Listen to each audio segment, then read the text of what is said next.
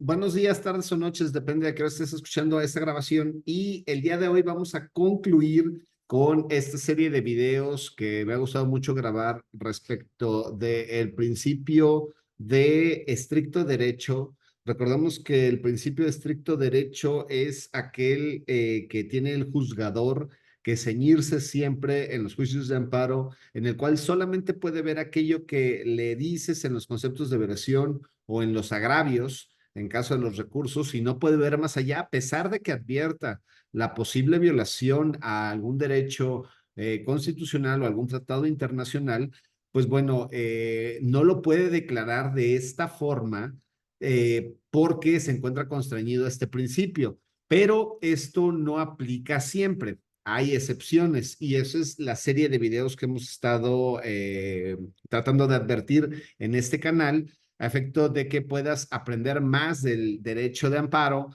y puedas reforzar estos conocimientos. Y nos quedábamos en la fracción séptima, en esta fracción séptima de la ley de amparo, y voy a compartir aquí pantalla. eh, en fracción séptima nos dice la ley de amparo. Artículo 79. La autoridad que conozca el juicio de amparo deberá suplir la deficiencia de los conceptos de violación o agravios en los casos siguientes. Y la fracción séptima es en cualquier materia en favor de quienes por sus condiciones de pobreza o marginación se encuentren en clara desventaja social para su defensa en el juicio. En el número de palabras aquí claves: condiciones de pobreza, condiciones de marginación, clara desventaja social para la defensa en el juicio. Entonces, ¿cómo entender esta fracción? Esta es una de las fracciones que a mi juicio es más complicada de poder encuadrar como persona quejosa. Me explico un poco más. Cuando hablamos de los derechos de familia, cuando hablamos de los menores, cuando hablamos del indiciado, sentenciado, o de la víctima, ofendido, o cuando hablamos de los núcleos de población ejidal, comunal, ejidatarios, comuneros, avecindados, es fácil identificar a las personas, no hay ninguna duda de quién es esta persona. Eh, Cuando incluso hablábamos de las violaciones evidentes, pues bueno, decíamos en materia administrativa, en materia civil, mercantil, en estas materias es posible llevar a cabo la suplencia de la queja, pero en esta fracción en específico, en cualquier materia, por las condiciones de pobreza o marginación, que hagan que se encuentren una clara desventaja social. ¿Cómo poder dilucidar de forma adecuada qué es una desventaja social? ¿Quién tiene una desventaja social? Y creo que la mejor forma de explicar esto es a través de un ejemplo. De hecho, les quiero enseñar esta tesis que es relativamente nueva, es de marzo de este año y nos dice, es un criterio aislado, pero creo que nos puede ayudar a dilucidar de forma adecuada esto. El registro digital es el 2028-499 y señala: suplencia de la queja deficiente en el juicio de amparo y sus recursos. Procede con fundamento en el artículo 79, fracción séptima de la ley de amparo, que es la que estamos viendo, en favor del quejoso que se encuentra en estado de vulnerabilidad al padecer una enfermedad que pone en peligro su vida a fin de garantizar sus derechos de acceso a una tutela judicial efectiva y a la salud. Vamos a ver qué fue lo que pasó en esta tesis. Hechos: una persona que tiene una enfermedad grave que exige tratamiento médico constante, del que depende su supervivencia, promovió juicio de amparo indirecto en contra de la negativa del IMSS de otorgarle la atención médica y suministrarle medicamentos. Algo que ha pasado desde hace muchos años, pero se ha materializado muy puntualmente con esta administración federal, estos amparos contra el IMSS por la falta de medicamentos, la falta de suministro de medicamentos y la falta de atención médica. El juez de distrito, continúa diciendo la tesis, lo sobreseyó, por lo que aquella interpuso recurso de revisión. Sin embargo, sus agravios no confrontan la totalidad de las consideraciones de la sentencia. Y el tribunal colegiado dice, ok, a pesar de que te faltan agravios en tu recurso de revisión, este tribunal colegiado determina que procede a suplir la queja deficiente en términos del artículo 79, fracción séptima de la ley de amparo, en favor de la parte quejosa, que se encuentra en una situación de clara desventaja o marginación social respecto al resto de la población para ejercer sus derechos, entre ellos los de acceso a una tutela judicial efectiva y a la salud, en el más alto nivel posible y accesible al padecer una enfermedad que pone en peligro la vida. Justificación. Lo anterior porque la segunda sala de la Suprema Corte, en la tesis aislada de título y subtítulo Suplencia a la queja deficiente, debe aplicarse en favor de personas con discapacidad, en términos del 79, fracción séptima de la Ley de Amparo, señaló que la finalidad del supuesto de suplencia del contenido en la fracción séptima indicada consiste en asegurarse que las condiciones desfavorables en que se encuentran determinados grupos sociales en nuestro país no se traduzca a su vez en desventajas procesales y de acceso a la tutela jurisdiccional efectiva. Entonces, por analogía, una persona que presenta, un cuadro de salud que exige un tratamiento periódico y constante, cuya privación o interrupción puede poner en grave riesgo su salud o provocarle la muerte, se encuentra en una situación de marginación social clara, que podría poner en riesgo su defensa jurídica. De ahí que, atendiendo al principio pro persona establecido en el artículo 1 de la Constitución, también es titular del beneficio de la suplencia a la queja, en términos de la porción normativa de la Ley de Amparo. Máxime que el artículo 4, en concordancia con el 25.1 de la Declaración Universal de los Derechos Humanos y 12 del Pacto Internacional de los Derechos Económicos, Sociales y Culturales, así como la interpretación de esta última disposición realizada por el Comité de Derechos Económicos, Sociales y Culturales de la ONU en la Observación General número 14 del 2000, el derecho al disfrute del más alto nivel posible de salud.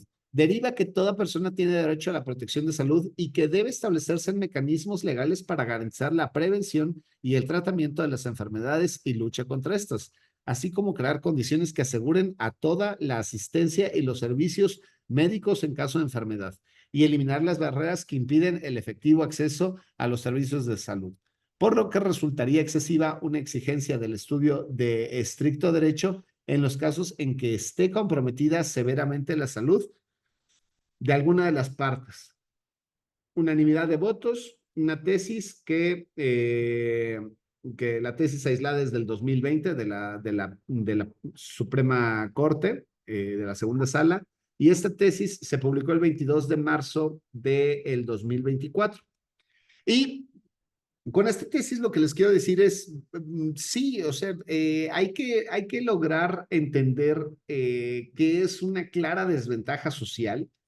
Tiene que traducirse en condiciones de pobreza y de marginación, o de marginación, pobreza o marginación, y que genere esa pobreza o marginación. Ahí estamos viendo a mi novia que está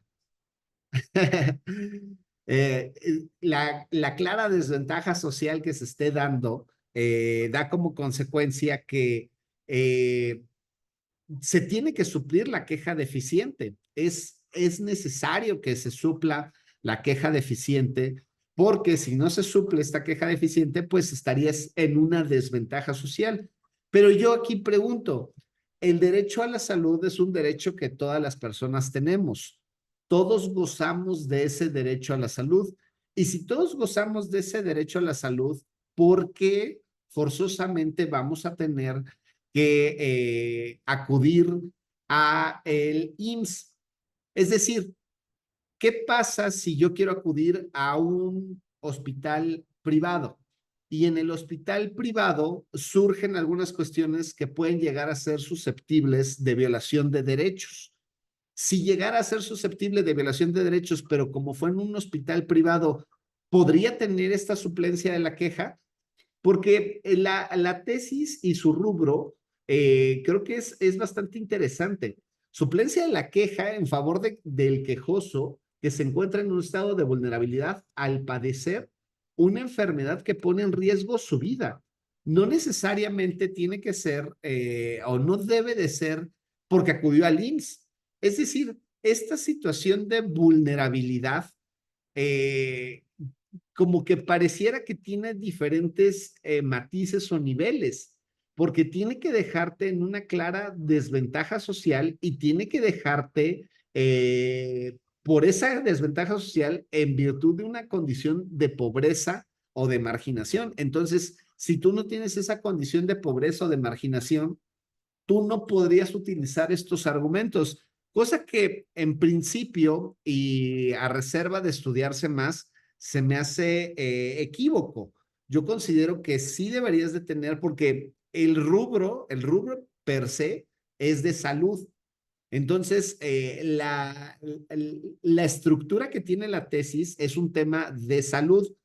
Y no dicen en ningún momento, cuando menos no se refleja en la tesis, no se refleja la clara desventaja social que tuvo.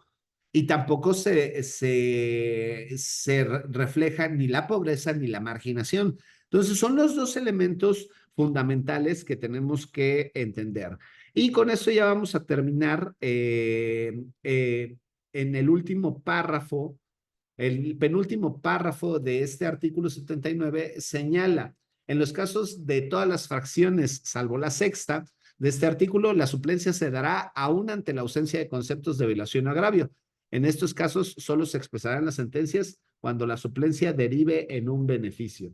Entonces, en todas las materias siempre se debe de suplir la queja deficiente, salvo en la materia administrativa y en la materia civil. Esta fracción sexta, que recuerden que lo que nos dice que se haya dado una violación evidente a la ley que haya dejado sin defensa al quejoso. Eso es lo que nos dice la fracción sexta. Y continúo donde nos quedábamos en la última parte, déjenme lo pongo. Aquí está. Y dice el último párrafo, la suplencia de la queja por violaciones procesales o formales solo podrá operar cuando se advierta que en el acto reclamado no existe algún vicio de fondo. Entonces, tiene que existir vicios de fondo primero se estudian los vicios de fondo y en caso de que no exista ningún vicio de fondo, entonces operamos ahora sí respecto de las violaciones procesales o violaciones formales que pudieran llegar a existir. Si quieres que te explique un poquito más de esta última parte, házmelo saber aquí en los comentarios. Yo te puedo explicar un poquito a más detalle toda esta situación. Y con eso terminamos este artículo 79 que espero te haya sido de utilidad. Ve toda la clase de videos y toda la serie de videos que hemos grabado en específico para este tema y espero te sirvan. Déjame un like, déjame un comentario y eso me ayuda a mí a seguir haciendo estos videos porque entiendo que quieres seguir aprendiendo del derecho de amparo. Muchísimas gracias. Saludos.